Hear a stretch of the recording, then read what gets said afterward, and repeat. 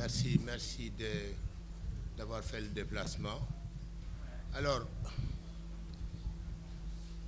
je crois que hier, avec la décision du Conseil constitutionnel, nous avons obtenu une première victoire. C'est une première victoire puisque nous nous sommes battus depuis 15 jours pour faire annuler le report de l'élection qui avait été acté par le décret du président de la République, confirmé par la loi adoptée par l'Assemblée nationale. Donc depuis hier, le Conseil constitutionnel a retoqué le décret. Alors, c'est une décision historique, c'est une décision qui réconcilie notre justice et le peuple du Sénégalais. C'est une décision également qui rehausse le prestige du Sénégal, considéré jusqu'ici comme une vitrine de la démocratie en Afrique. C'est une décision qui va avoir des implications importantes. La première, c'est que l'élection, le processus électoral qui avait été enclenché continue. La loi, le décret qui avait été pris est écarté, le processus électoral reprend et les candidats qui avaient été sélectionnés demeurent. Les 20 là, ce sont ces 20 là qui vont aller à l'élection. Parce que la décision du Conseil constitutionnel est insusceptible de recours. Article 92 de la Constitution. Donc la décision prise par le Conseil le 20 janvier dernier, cette décision reste valable. Deuxièmement, le Conseil constitutionnel constate tout de même que l'élection ne pourra pas se tenir le 25 février prochain, pour les raisons que vous savez. Elle ne sera pas possible le 25 février prochain et le Conseil constitutionnel demande aux autorités compétentes de fixer un autre date dans les meilleurs délais. Alors, j'ai entendu hier certains faire un peu des supputations, faire un peu des amalgames en disant que, au fond, comme on demande au président d'organiser juste dans les meilleurs délais, ça veut dire que le président peut prendre tout son temps. Eh bien non. Je rassure tout le monde, non. Si vous lisez le considérant 14 de la décision, vous verrez que le report ne peut excéder la limite du mandat du président de la République, c'est-à-dire le 2 avril. Tout devra être fait avant le 2 avril. Le 2 avril, c'est la limite, terminus. On ne peut rien faire après le 2 avril. C'est dans cette perspective que nous venons de sortir d'une rencontre tout de suite avec les experts électoraux qui sont également membres de AAR. Ce que nous avons fait tout à l'heure, c'est quelque chose qui va être récupéré par AAR. Nous avons réfléchi au scénario de sortie de crise et nous avons fait les simulations et nous sommes parvenus à la conclusion que l'élection peut se tenir soit le 3 mars, soit le 10 avril. Si elle se tient le 10 mars, soit le 3 mars, soit le 10 avril. Je suis omnibulé par le mois d'avril. Soit le 3 mars, soit le 10 mars. Voilà. En organisant l'élection le 3 ou le 10 mars, nous avons fait toutes les simulations. On reste dans la limite du 2 avril. Et donc, le 2 avril, le président de la République pourra faire sa passation de service avec son successeur. Voilà un peu ce que je voulais dire en guise d'introduction pour dire qu'on est vraiment parti sur les bons rails et il nous suffit tout simplement de continuer à maintenir cette mobilisation cette mobilisation citoyenne pour qu'on arrive à un résultat positif. Donc, il faut rester quand même vigilant. Tout n'est pas encore fait. Nous avons emporté une première victoire. Il faut maintenant concrétiser cette victoire. C'est comme au rugby, hein. Nous avons placé la balle au coin. Maintenant, il va falloir transformer l'essai. Voilà, merci. Merci, professeur, pour un commentaire juridique. Ça nous rappelle nos séances de travaux pratiques. Voilà, donc Eliman va renchérir là-dessus pour donner une position beaucoup plus claire au niveau de... Merci beaucoup. Mesdames et messieurs, je commence par vous souhaiter la paix, comme d'habitude.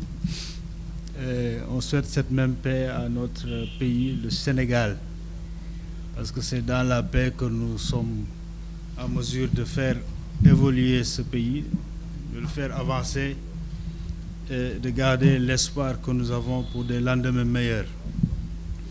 Donc, ce qui s'est passé hier a été une délivrance pour nous tous. Parce que, comme vous le savez, en mettant en place cette initiative, notre objectif principal a été de faire réhabiliter le calendrier électoral. Et nous avions beaucoup d'attentes par rapport au Conseil constitutionnel, qui est l'organe suprême, le juge électoral, et qui veille aussi sur notre Constitution, dont les décisions sont sans aucun recours, comme l'a précisé le professeur.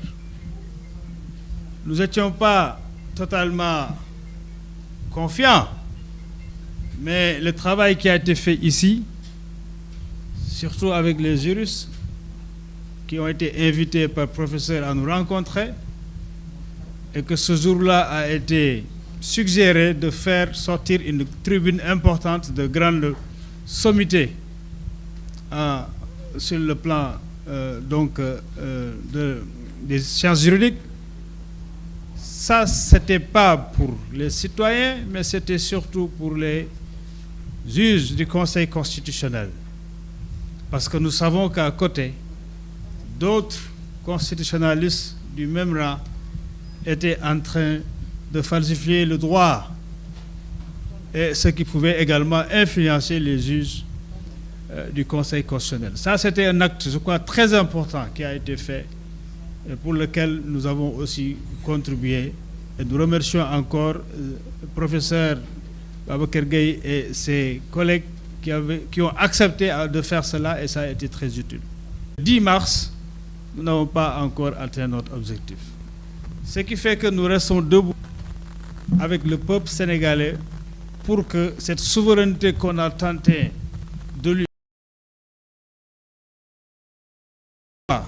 Et cela ne sera effectif que le jour du scrutin, quand chaque Sénégalais va aller dans l'urne et voter. Et cet affront qu'on nous a fait de prendre ce qui nous appartient sans nous consulter. Et ce qui a fait que nous avons fait évoluer cette initiative, mais une initiative qui a rencontré vraiment les attentes des Sénégalais.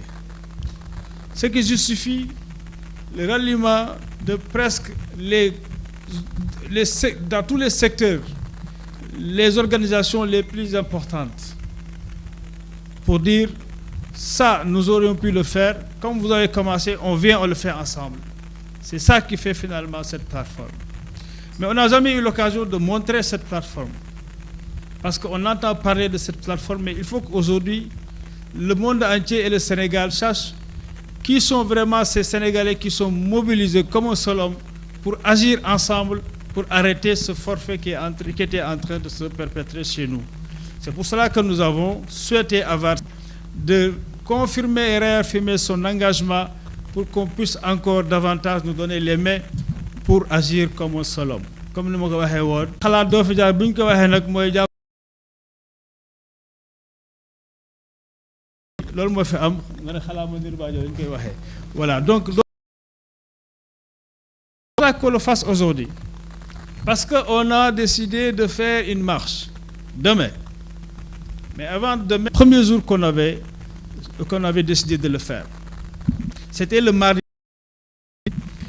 Nous avions fait le nécessaire pour informer l'autorité, exprimer leur position, leur mécontentement, leur colère par rapport à ce qui est en train de se passer dans ce pays. L'autorité a répondu à cela tardivement, c'est-à-dire la veille de la marche, vers un courrier du préfet de Dakar qui a été partagé largement.